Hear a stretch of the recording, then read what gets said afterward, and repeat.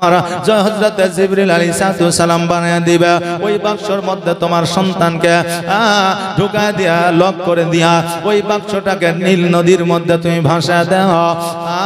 তোমার সন্তান পানিতে ভেসে যেইখানে যাবে ওই জায়গায় সুরক্ষিত থাকবে। মা বললে আল্লাহ গো, আমার সন্তানকে আমি ছাড়িয়া কেমন করে থাকবো? আমার সন্তানকে কে দুগ্ধ পান করাইবে? আমার সন্তানকে কে লালন পালন করবে? আমার সন্তানকে গোসল বানায়া দিবে? আমার সন্তানকে কে খাওয়ায়া দিবে? আমার আল্লাহ বললে শোনো রে বান্দী, ও শোনো, আজকে হয়তো কিছুক্ষণের জন্য তোমার সন্তানকে ছাড়িয়া তুমি থাকবে, কিন্তু আমি আল্লাহ আমার মহিমা বোঝা বড় দায়, আমি তোমার সন্তানের সঙ্গে পুনরায় আবার তোমাকে মিলায় দিব। জোরে বলেন সুবহানাল্লাহ। এবার বাবাজি ভাইরা, হযরতে ইসরাইল আলাইহিস সালাম জগতের মধ্যে আসলেন। আসার পরে যেন একটা সিন্দুক তৈরি করে দিলেন, একটা বাক্স তৈরি করে দিলেন। ওই বাক্সর মধ্যে হযরতে মুসা আলাইহিস সালামকে আপনার ঢোকায়া দিলেন। ঢোকায়া দেওয়ার পরে নদীর মধ্যে যেন আপনার ভাসায়া দিলেন। এইদিকে ফেরাও নিজের স্ত্রী আসিয়াকে লইয়া আপনার নদীর কিনারায় যেন বিকেল বেলায় বসে আছে, আর যেন আপনার ফুরফুরে হাওয়া খাচ্ছে। আমরা বিকেলে ঘুরতে যাই না? যাই না? জি বাবা, যাই না? হয়তো মাঠের দিকে, বাগানের দিকে, বা হয়তো ছাদের উপরে যায়, যাতে একটু হাওয়া বাতাস আমাদের গায়ে লাগে। আমাদের মায়েরা যুবকদেরকে অনেক সময় বলে, তোমরা সকাল সকাল ঘুম থেকে ওঠো না, ঠান্ডা বাতাসটা পাও না, এই জন্য তোমাদের রোগ বালা বেশি হয়ে যায়। বলে কি বলে না? বলে। ও বাবাদের ভাইরা, আমার মায়েরা, ফেরাউন ওই জায়গা বসেছিল, আসলে নীল নদীর আপনার ধারে বসেছিল না। ওই নদী থেকে যেন একটা ওই নদীর কাছ দূর থেকে একটা রুম তৈরি করা হয়েছিল। ওই জায়গা থেকে আপনার নদীর মধ্য পর্যন্ত একটা রাস্তা, একটা ক্লেন করে দেওয়া ছিল। ওই যায় আপনার নীল নদের পানির স্রোতের মাধ্যমে ফেরাউনের বাড়ির মধ্যে চলে আসতো। যেমন আমাদের এখন হাজারদুয়ারির লালবাগ গেলে দেখা যায় নবাব সিরাজউদ্দৌলা নদীর মধ্যে গোসল করতে যাইতো না। ওই বাড়ি থেকে আপনার একটা ক্লেন করা আছে, ওই জায়গায় ঢুকে গিয়ে তারা গোসল বানিয়ে নিত। ইতিহাস দেখবে ও বাবাজি ভাইরা, ফেরাউনের ওই রকম একটা সিস্টেম ছিল। এবার ওই জায়গায় বসে স্বামী আর স্ত্রী যেন আর আপনার গল্প করতেছে, আর যেন বিকেল বেলায় আরাম করতেছে। এবার ওই সিন্দুকটা ভাসিয়া অন্য জায়গায় না যায়া ওই ফেরাউনের কাছে আসিয়া যেন সিন্দুকটা দাঁড়ায়া গেছে। হঠাৎ করে ফেরাউন বলতেছে তার বিবিকে, ও বিবি সাহেবা শোনো রে, আজকে হঠাৎ করে এই বাক্সটা এই জায়গায় এসে দাঁড়িয়েছে, এই বাক্সটা না জানি কি আছে, চলো গিয়ে দেখি। আসিয়া বলল, ওগো আমার স্বামী, তুমি গিয়ে আগে দেখো। এবার ফেরাউন ওই বাক্সটায় যখন হাত দিতে যায়, বাক্সটা দূরে সরে যায়, ফেরাউনের হাতে যেন আসে না। এত কোশিশ করলো, এত আপনার চেষ্টা করলো, কিন্তু বাক্সটা যেন তুলতে পারলো না, হাতের কাছে যেন আসলো না। আর বিবি আসিয়া যেমনই আপনার ওই বাক্সের কাছে গেল, বাক্সটায় যেমনই হাত দেওয়া, অমনি যেন বাক্সটা কাছে চলে আসলো। জোরে বলেন সুবহানাল্লাহ। ওই বাক্সটাকে উপরে উঠানো হলো। এবার উপরে উঠানোর পরে এবার ওই বাক্সটা আপনার ওই বাক্সটা যেন আপনার লক করা আছে, পাসওয়ার্ড মারা আছে। এবার ফেরাউনকে বলল, স্বামী গো, এই লকটা হয়তো আমি খুলতে পারবো না, তুমি এই লকটা খোলো। এবার ফেরাউন যখন ওই লকটা খোলার চেষ্টা করলো, কোনো মতেই যেন খুলতে পারে না, তার দ্বারা যেন সম্ভব হয় না। অনেক প্রকার ভাবে চেষ্টা করলো, কিন্তু সম্ভব হলো না। এবার বিবি আসিয়াকে বলল, ও বিবি রে, একবার তুমি চেষ্টা করে দেখো না। এবার যখন আসিয়া এবার যখন ওই বাক্সর লকে হাত দিয়েছে, যেমনই হাত দেওয়া অমনি যেন বাবা লকটা খুলে গেছে। আর লকটা যেমনই খুলে যাওয়া, বাক্সর ডালা তুলে দেখছে যেন ওই বাক্সর মধ্যে হীরামণি মুক্তা সোনা দানা না, ওই বাক্সর মধ্যে একটা হীরার টুকরা, কোরবানিময় চেহারা নিয়ে একটা বাচ্চা সন্তান শুয়ে আছে। জোরে বলেন সুবহানাল্লাহ। এবার ফেরাউন বলল, বিবি রে, এই বাচ্চাটা পুরুষ না মহিলা, পুত্র না কন্যা? এবার আসিয়া বলল, এই বাচ্চাটা হলো পুত্র। এবার ফেরাউন বলল, এই বাচ্চাটিকে কতল করে দিতে হবে, কারণ এই বাচ্চায় আমার হবে দুশ্মন, অতএব আমি দুশ্মন রাখতে চাই না। আসিয়া বলল, স্বামী গো, আজকে আমাদের সন্তান নাই, এতদিন পর্যন্ত বিবাহ হয়েছে, আমাদের সন্তান হয় না। আজকে এই সমুদ্রের মধ্য দিয়া যখন এই বাক্সটা ভেসে এসেছে, আল্লাহ হয়তো আমাদের এই সন্তানটা লালন পালন করার জন্য দিয়েছে। ওগো আমার স্বামী, এই বাচ্চাটিকে আপনি কতল করিয়েন না, হত্যা করিয়েন না, এই বাচ্চাটিকে প্রাণ আপনি কেড়ে নিয়েন না। ফেরাউন বলল, ও আমার বিবিরে, আজকে আমার সন্তান নাই ঠিকই, কিন্তু আমি কারো সন্তান লালন পালন করে দিতে চাই না।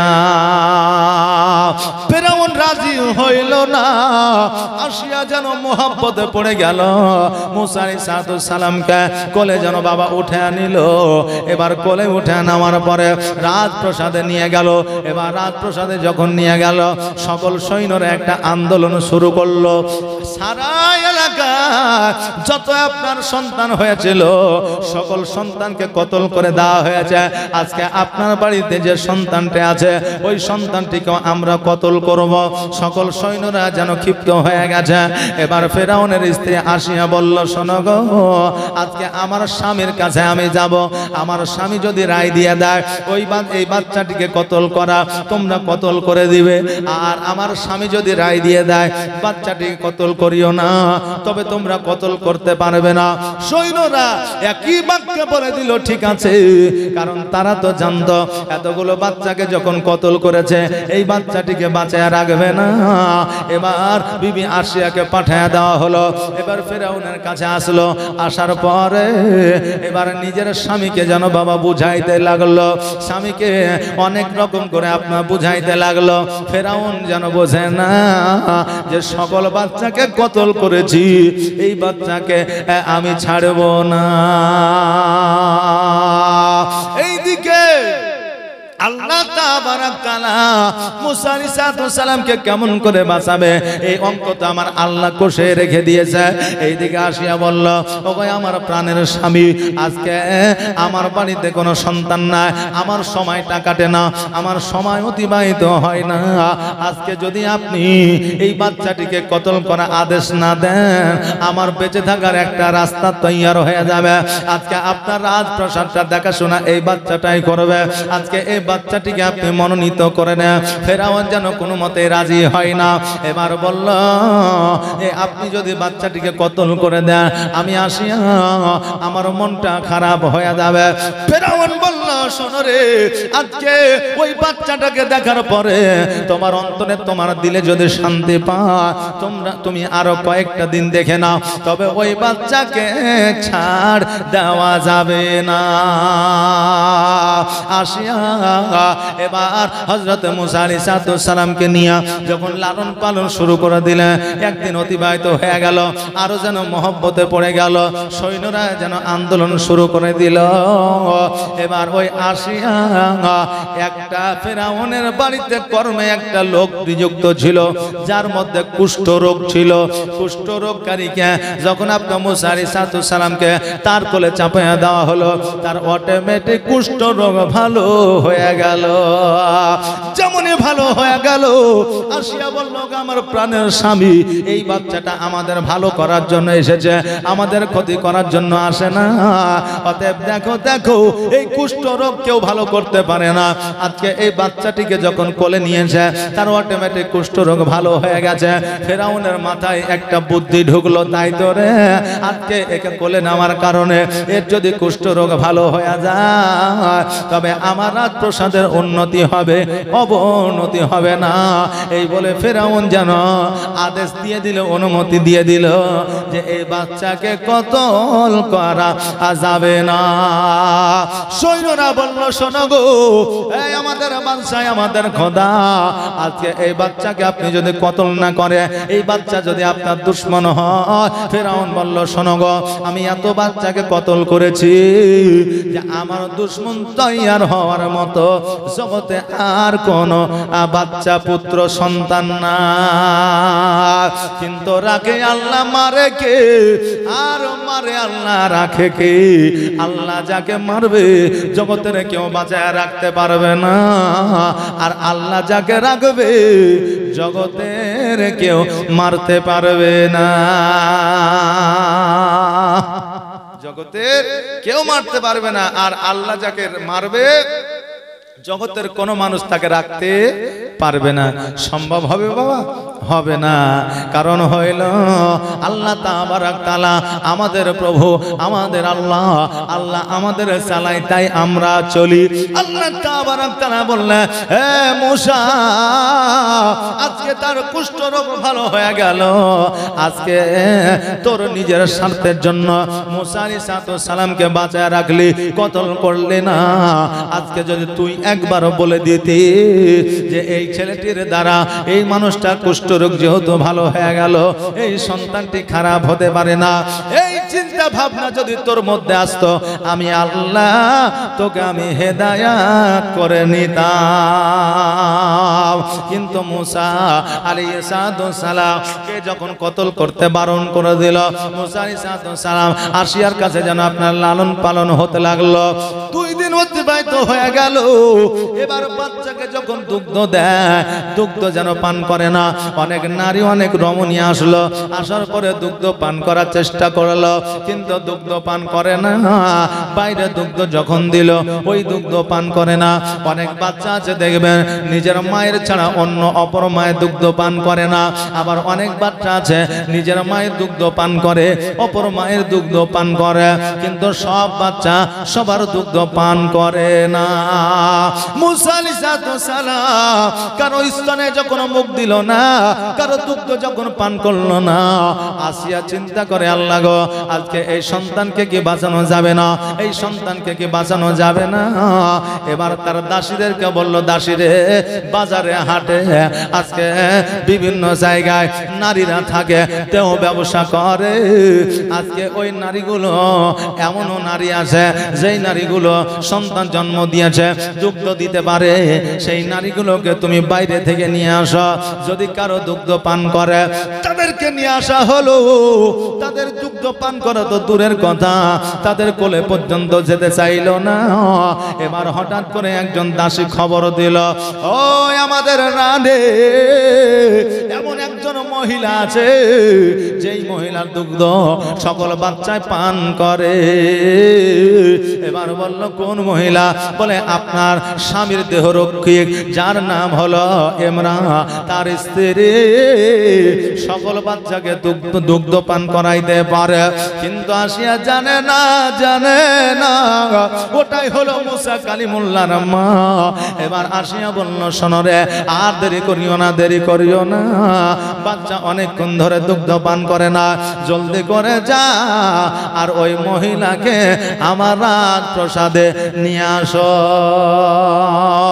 মুসা আলাইহিস সালামের মাকে যখন ডেকে নিয়ে আসা হলো ডেকে নিয়ে আসার পরে মুসা আলাইহিস সালামকে কোলে নিলেন কোলে নেওয়ার পরে যখন দুগ্ধ পান করাইতে আপনার শুরু করলেন মুসা আলাইহিস সালাম দুগ্ধ পান করতে আরম্ভ করলেন জোরে বলেন সুবহানাল্লাহ এই মুসা আলাইহিস সালামের মা যখন মুসা কালিমুল্লাহকে নদীর মধ্যে ভাসা দিয়েছিল কেউ দেখে না কেউ জানে না একমাত্র একটা মহিলা জানত তো ওই মহিলা ফেরাউনের বাড়িতে কর্মরত ছিল ওই মহিলার মুখ বন্ধ করার জন্য ওই মহিলাকে ফেরাউনকে যেন না বলে এর জন্য ওই মহিলাকে সেই আমলে ঘুষ দেওয়া হয়েছিল রাবিরা বর্ণনা করেছে সেই আমলে 1 টাকা নয় 2 টাকা নয় 5 টাকা নয় 70 টাকা ঘুষ দেওয়া হয়েছিল যে যেন তুই না বলিস 70 আপনার 70 টাকা ঘুষ দেওয়া হয়েছিল, কিন্তু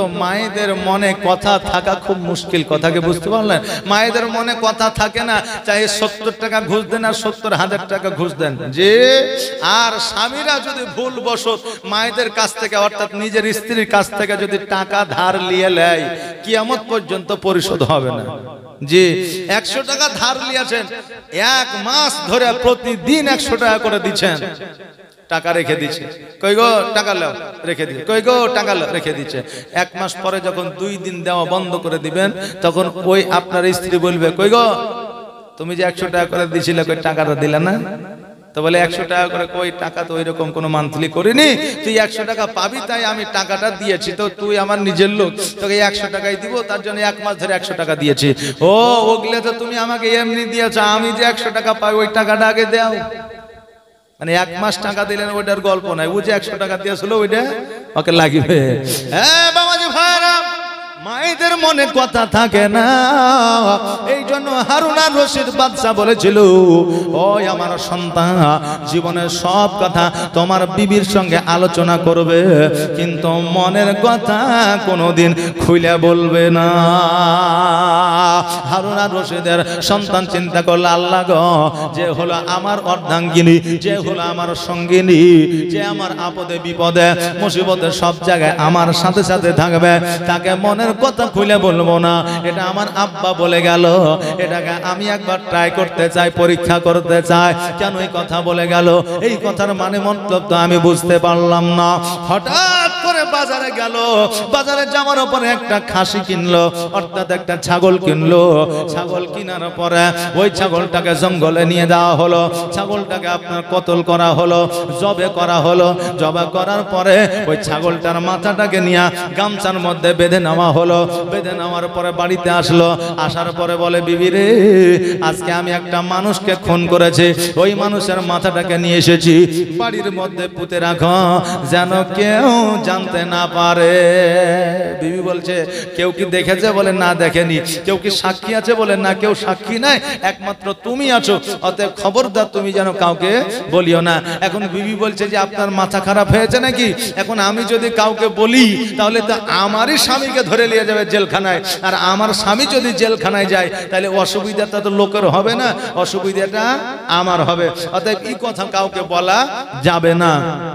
1 বছর 2 বছর 3 বছর পার হয়েছে, সবই ভুলে গেছে। হঠাৎ করে ওই মেয়ের মা বাড়িতে বেড়াতে এসছে, আসার পরে 1 কথা 2 কথা 4 কথা 5 কথা গল্প হইতে হইতে এখন স্বামী যে তার মস্তান, এটার প্রমাণ তো দিতে হবে নাকি বলেন?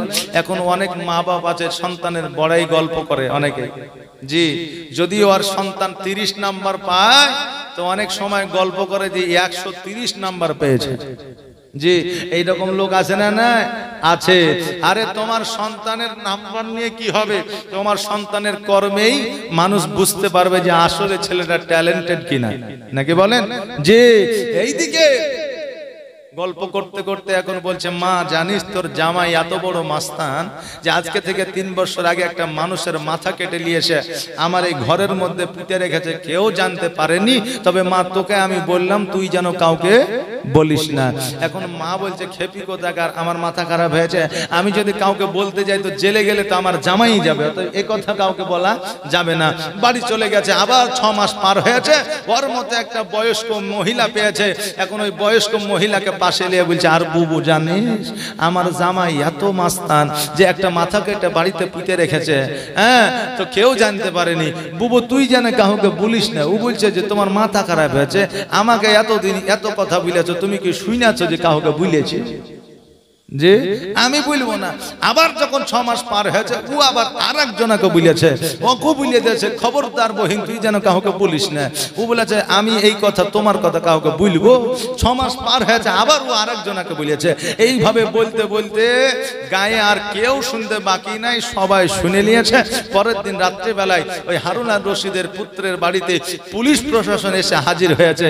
দরজা খুললো, দরজা খুললো, বলে কি হয়েছে স্যার? বলে তোমার বাড়িতে এই মানুষের মাথা পুঁতা আছে। বলে আপনি কি করে জানলেন? বলে খবর আমি পেয়েছি। এবার খুঁড়ে দেখছো তো হ্যাঁ গামছার মধ্যে একটা মাথা আছে, কিন্তু মাথায় মাংস নাই, চামড়াও নাই, শুধু খুল্লি আছে। 4 বছর পরে কি আর মাথায় মাংস পাওয়া যাবে? যে যাবে না। এখন হারুন আর রশিদের সন্তান বলছে যে হুজুর এটা হচ্ছে মানুষের মাথা না, এটা ছাগলের মাথা। আমি কেটে নিয়ে এসে এখানে পুঁতে রেখেছি, কারণ আমার স্ত্রীকে ট্রাই করার জন্য, পরীক্ষা করার জন্য।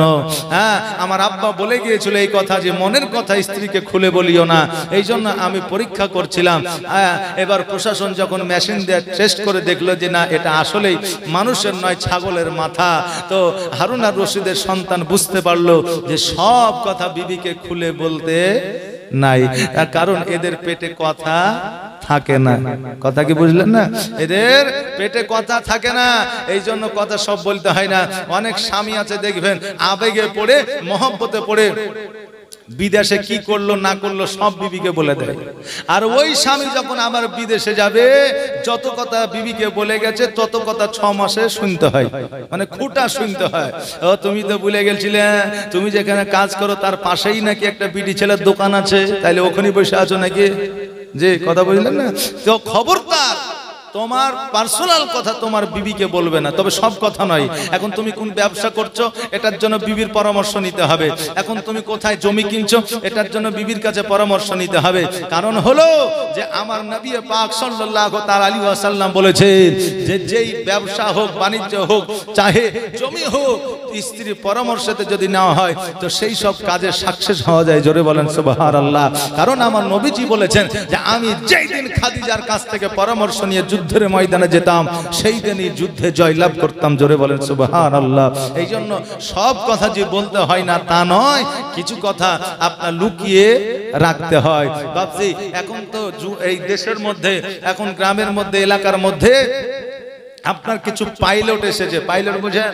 যারা প্লেন উড়ায়, পাইলট এসেছে। তো এই পাইলটেরা প্লেন উড়াচ্ছে না, ওই মোটরসাইকেলটাকে প্লেন মনে করছে।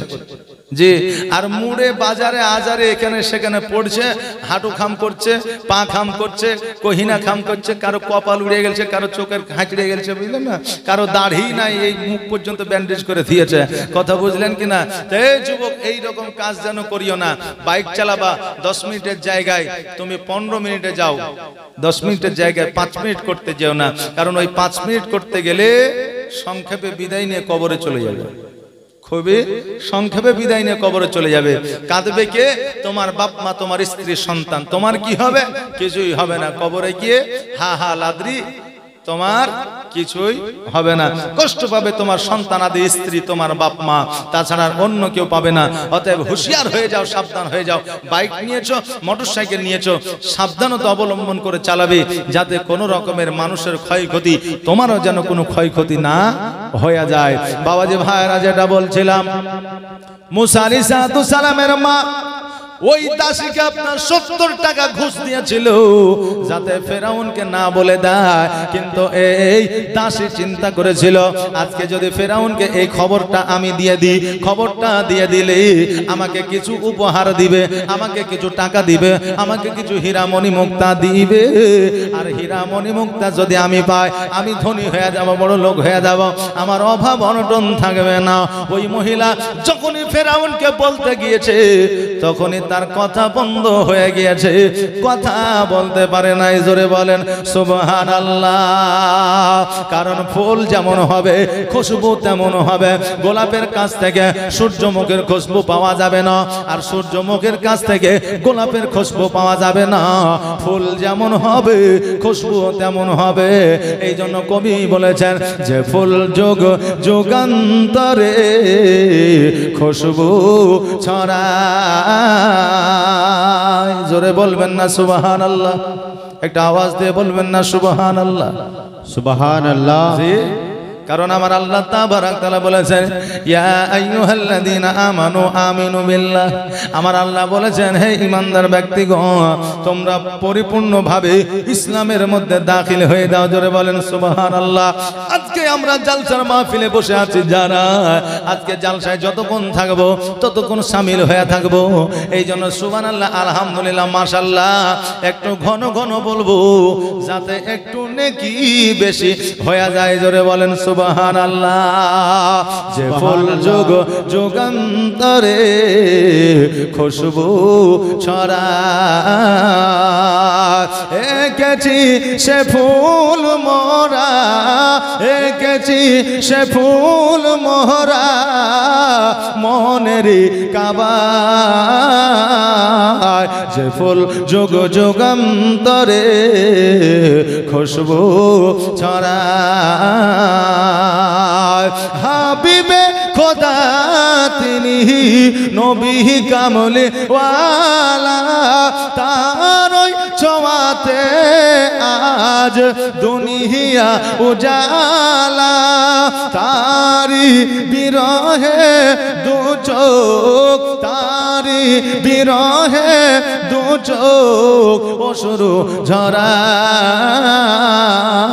যে ফুল যুগ যুগান্তরে খুশবু ছড়ায়, এঁকেছি সে ফুল মোরা, এঁকেছি সে ফুল মোরা মনেরই কাবায়।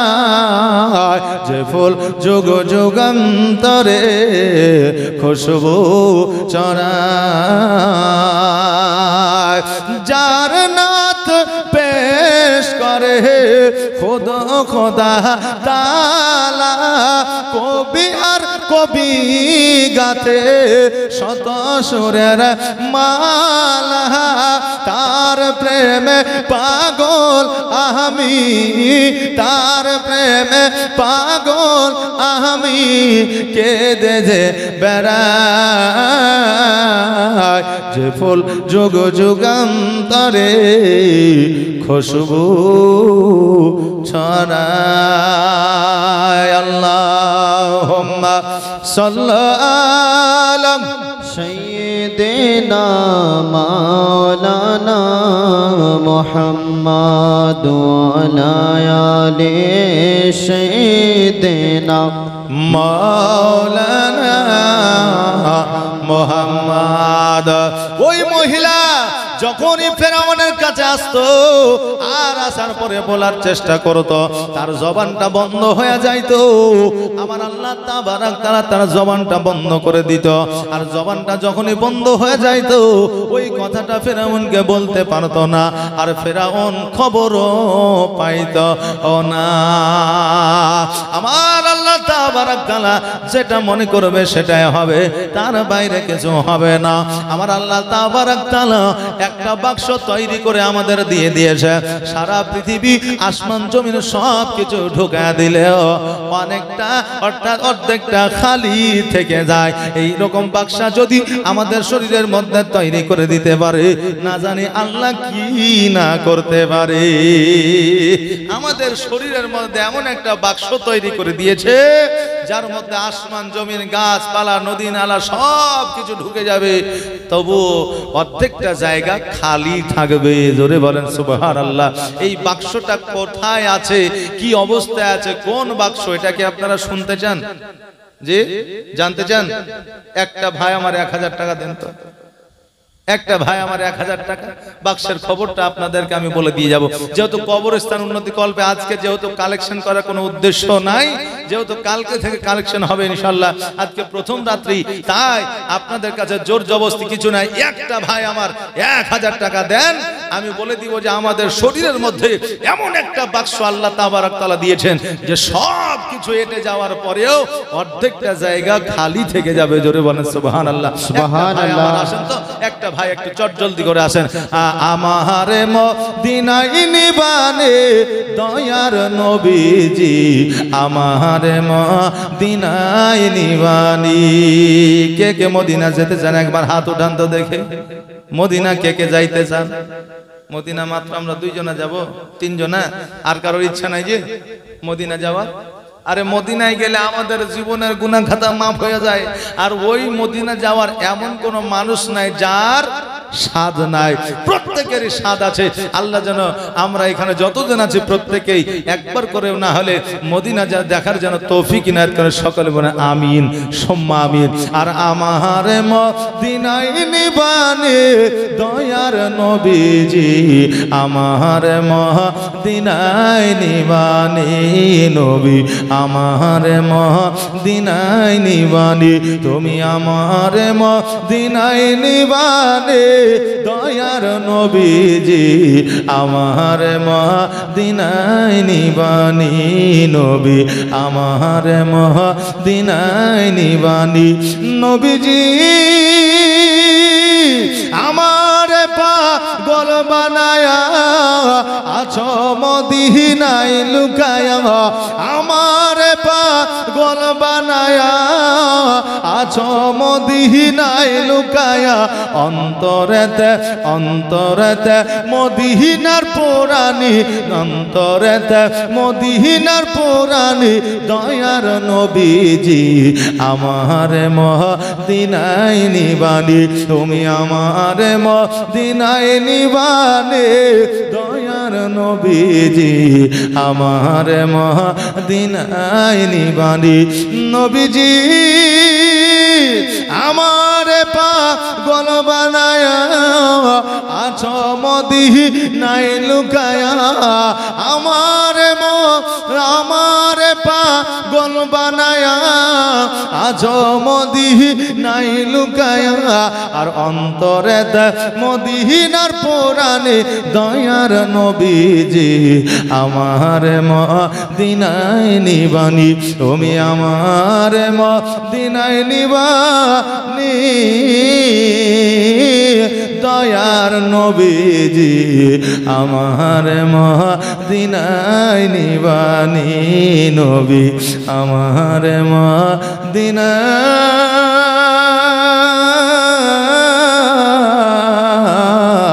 মদিনায় নিবানি।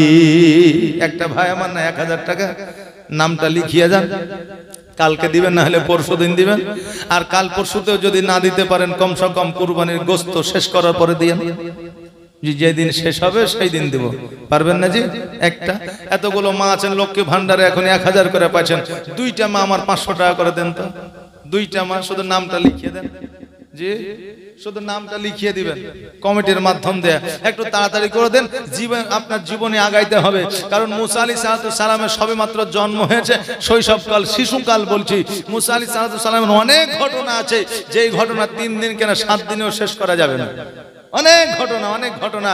কারণ এই মুসা আলাইহিস সালামের এত বর্ণনা এসেছে যে কোরআন শরীফেই মুসা আলাইহিস সালামের আপনার নাম 136 জায়গায় এসেছে।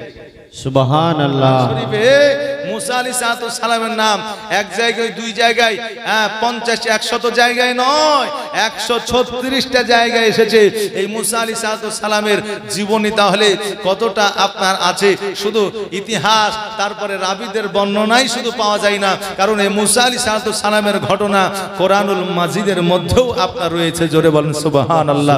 একটু আসেন না, একটু চটচট করে একটু জলদি করে আসেন, একটু তাড়াতাড়ি করে আসেন বাবজি ভাইরা। আপনারা কালেকশন অনেক জায়গায় দিচ্ছেন, শুধু এখানে নাই, অনেক জায়গায় দিচ্ছেন।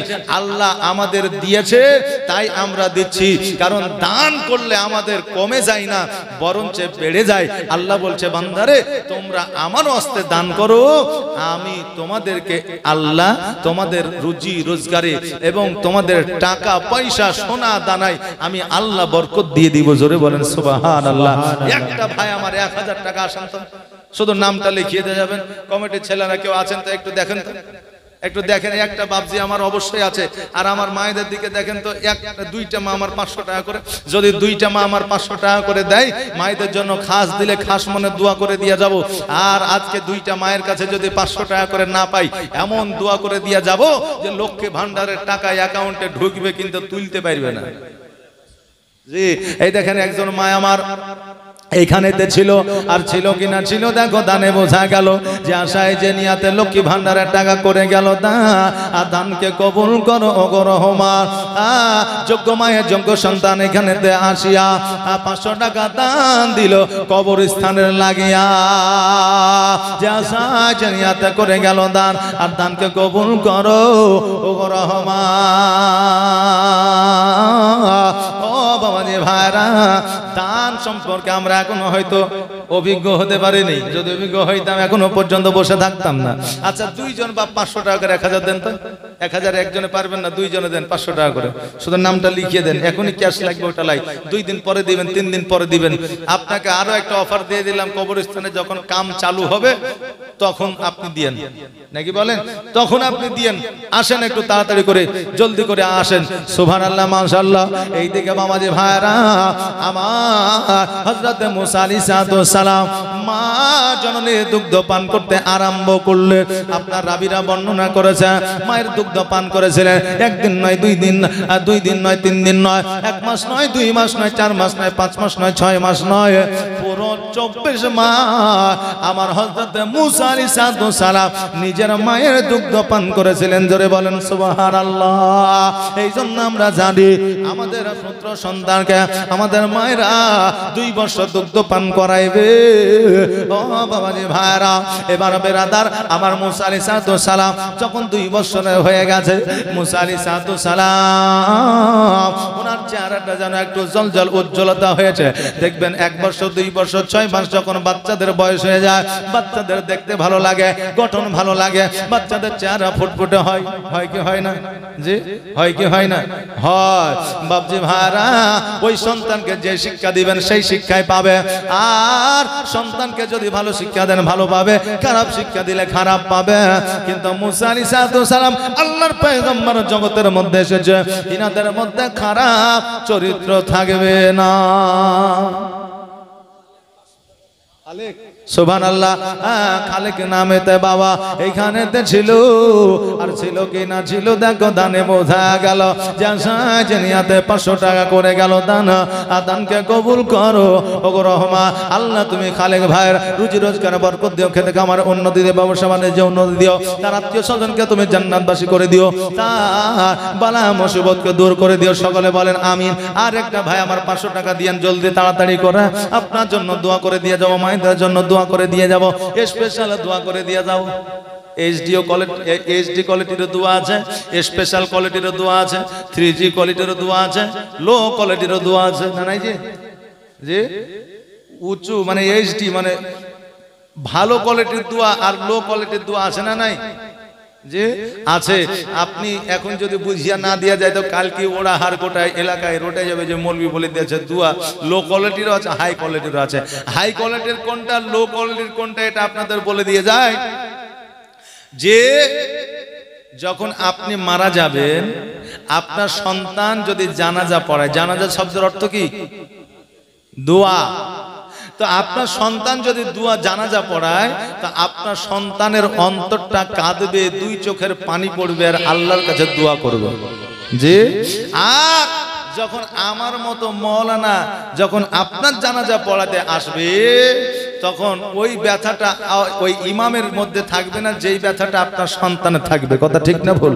ইমামের থাকবে না। ইমাম জানাজা পড়াতে যদি 10 মিনিট সময় লাগে, তো নিজের সন্তানের 8 ঘন্টা সময় লাগবে, কারণ তার আবেগ থাকবে আলাদা, ইমামের আবেগ থাকবে আলাদা। এই জন্য আমার নবীজি বলেছেন, জগতের মধ্যে ওই ব্যক্তি সব চাইতে ভাগ্যবান যার নিজের সন্তান জানাজা পড়ায়। জোরে বলেন সুবহানাল্লাহ। বাপজি ভাইরা, তো নিজের সন্তানের দোয়াটা হলো এইচডি কোয়ালিটির দোয়া, আর অপরের দোয়া হলো এটা লো কোয়ালিটি দোয়া। তা আমি আপনাদের জন্য আমি একবার হাই কোয়ালিটি একটু দোয়া করে দিয়ে যাব। আর একটা ভাই আমার বাপজি আমার 500 টাকা একটু জলদি করে আসবেন, আর মায়েদের একটা 500 টাকা আটকে থেকে গেছে, একটু তাড়াতাড়ি করে আসবেন, নামটা লিখিয়ে দিবেন, ইনশাআল্লাহ আপনাদের জন্য দোয়া করে দিয়ে যাব। সুবহানাল্লাহ, মাশাআল্লাহ। সন্তানকে যেমন শিক্ষা দিবে তেমনই শিক্ষা হবে, তাই না? হ্যাঁ, একজন এখন তো মা বোনেরা আমার মডার্ন, নাকি বলেন? সেই মডার্ন সন্তান প্রতিদিনই বলে যে মা আমি পেশাব ফিরতে যাব।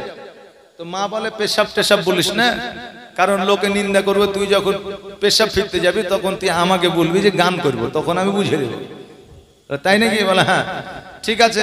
এইভাবে মা পেশাবের জায়গায় গান করবো এই কথা শিখিয়ে রেখেছে। বাপ চেন্নাই থেকে 6 বছর পরে 6 মাস পরে বাড়ি এসেছে, এলাকায় জালসা, মা গেছে জালসা শুনতে, বাপের পাশে সন্তান শুয়ে আছে। রাত্রি 12টা বাপকে বলছে আব্বা আমি গান করব।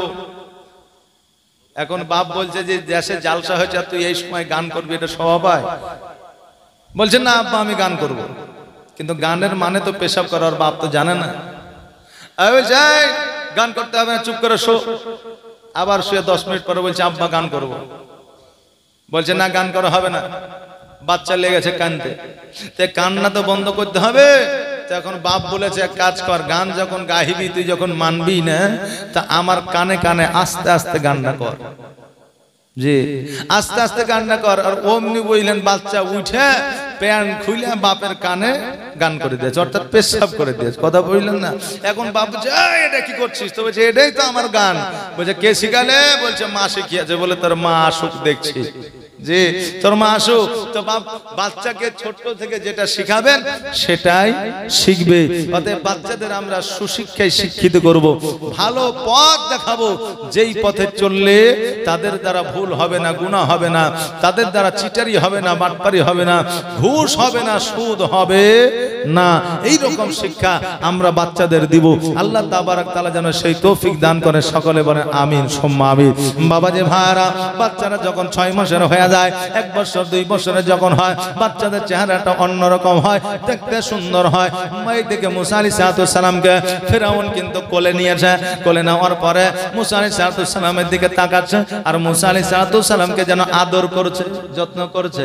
এবার আদর যত্ন করতে করতে মুসা আলাইহিস সালামের মাথার নিচখানে হাত দিয়া মুসা আলাইহিস সালামের ঠোঁটে যেমন চুম্বন করতে যাবে, আর মুসা আলাইহিস সালাম অমনি একটা ঠাসে চড় মেরে দিয়েছে। যেমন চুম্বন করতে আছে অমনি এক চড়। ফেরাউন মুখখানকে একবারে ধরেলে চুপ করে বসে গেছে। বিবি আসিয়া বলছে কি ব্যাপার, তুমি এই বাচ্চা ছেলের চড়ে তুমি মুখ ধরে বসে গেলে? তো ফেরাউন বলছে শোন, এই বাচ্চা সাধারণ বাচ্চা লয়, কারণ বাচ্চার চড় হয় আলাদা আর মানুষের চড় হয় আলাদা, শক্তিশালী মানুষের চড় হয় আলাদা। কিন্তু এই বাচ্চা যখন আমাকে চড় মেরেছে, আমার মনে হলো যে আমার চঁধর কি লেগে গেছে। জোরে বলেন সুবহানাল্লাহ। এই বাচ্চা সাধারণ নয়, বাচ্চাকে রাখা যাবে না, কতল করে দিতে হবে। কারণ আমি বুঝতে পারছি এই বাচ্চায় আমাকে শেষ করবে, আমি বুঝে ফেলেছি। এবার আসিয়া বলল স্বামী গো, এই বাচ্চা নাদান কিছু জানে না, এই জন্য আপনাকে চড় মেরেছে, কিন্তু এই বাচ্চার সাথে সাথে আপনিও জ্ঞান হারা হয়ে যাচ্ছে। ফেরাউন বলল না না, হইতে পারে না। এবার আসিয়া বলল যেই বাচ্চা সোনা কোনটা, আগুন কোনটা, পানি কোনটা জানে না, ওই বাচ্চা আপনাকে কেমন করে চড় মারতে পারে, আপনার দুশমন কেমন করে হতে পারে। ফেরাউন বলল বিবিরে, তুমি যখন বলেছ আগুন চিনে না, পানি চিনে না, আর সোনা চিনে না, আজকে ওই আগুন, পানি আর সোনা দিয়েই পরীক্ষা করব। এই বাচ্চা যদি আগুনকে ধরে লাই, জানবো বাচ্চার জ্ঞান না, যদি সোনা ধরে লাই, জানবো এই বাচ্চার জ্ঞান আছে, জেনে শুনে আমাকে চড় মেরেছে। এবার পরীক্ষা শুরু হয়ে গেল। এক জায়গায় সোনা রেখে দিল, অপর জায়গায় আপনার আগুন রেখে দিল। এবার মুসা আলাইহিস সালামকে ছেড়ে দেওয়া হলো হামাগুড়ি দিয়া। এবার যেন চলতে আরম্ভ করেছে। মুসা আলাইহিস সালাম কিছু দূর যাওয়ার পরে স্বর্ণের দিকে এগোতে লেগেছে, কিন্তু আমার আল্লাহ ডাক দিয়ে বলে মুসা, স্বর্ণের দিকে যেও না, আগুনের দিকে যাও, কারণ স্বর্ণের দিকে গেলে ইসলামের প্রচার প্রসার হবে না। মুসা আলাইহিস সালাম স্বর্ণের দিক ছেড়ে দিয়ে আগুনের দিকে গেলেন, এবং আগুনের কাছে যাওয়ার পরে একটা আগুনের গোটা উঠাইয়া মুসা আলাইহিস সালাম মুখের মধ্যে আপনার পুরে নিলেন। যেমনই পুরে নেওয়া, ফেরাউন জলদি করে গিয়া ওই মুসা আলাইহিস সালামকে কোলে নিয়া ওই আগুনটাকে বের করে দিল। এবার আসিয়া বলল আমার স্বামী, আমি আগে বলেছি বাচ্চারা নাদান কিছু জানে না, এই বাচ্চাকে আপনি সন্দেহ করেছেন। এবার ফেরাউন বলল, এমন জোরে চড় মেরেছে, আমি বুঝে নিয়েছি, জেনে নিয়েছি এই বাচ্চাই আমার দুশমন, কিন্তু তুমি বুঝতে পারছো না, আর তোমার জন্য এই বাচ্চাকে কতল করতে পারছি না। কারণ হইল বহুদিন পরে, অনেক দিন পরে তোমার মনে, তোমার মুখে আমি হাসি দেখেছি। বহুদিন পরে, বহুত দিন পরে, অনেক দিন পরে আজকে তোমার মুখে আমি হাসি দেখেছি। বাবজি ভাইরা, বিবির মুখে স্বামীরা হাসি দেখলে খুশি হয়, আর স্বামীর মুখে বিবিরা যদি আপনার হাসি দেখে তো তাদের টেনশন বাড়িয়া যায়। যে বিবিরা চিন্তা করে, হারে স্বামী তো দেখছে খুব হাসছে, তার মানে কি কোনো গোলমাল চলছে নাকি? যে আর স্বামী যদি দেখে বিবি হাসছে, তাহলে স্বামী মনে করে যে আমি সাকসেস, যে আমার বিবিকে আমি খুশি রাখতে পেরেছি। স্বামী যদি রাগ করে আর বিবি যদি একটু ফুসলে আদর করে যত্ন করে যদি কথা বলে, হ্যাঁ গো তুমি রাগ করছো কেন গো, তুমি যদি রাগ করো তাহলে আমার কে আছে, কে দেখবে, বাপ মা ছেড়ে তোমার কাছে আসে, যে স্বামী গলে যায়। যে আর বিবি যদি রাগ করে তো ওই বিবিকে বাজারে নিয়ে যেতে হয়, শাড়ি দিতে হয়, কসমেটিকের আপনার জিনিস কিনে দিতে হয়, বাজার থেকে ভালো ভালো খাবার, চাউমিন, ফুচকা, এগরোল, মোগলাই নিয়ে এসে খাওয়াইতে হয়, তারপরে তাদের রাগ ভাঙে। কথা বুঝলেন না? জি, তো মায়েদের রাগ ভাঙতে একটা অন্যরকম প্রসেস লাগে, আর আমাদের বাপজিদের রাগ ভাঙতে স্ত্রীদের মধুর সুরে কথা বললে রাগ পানি হয়ে যায়।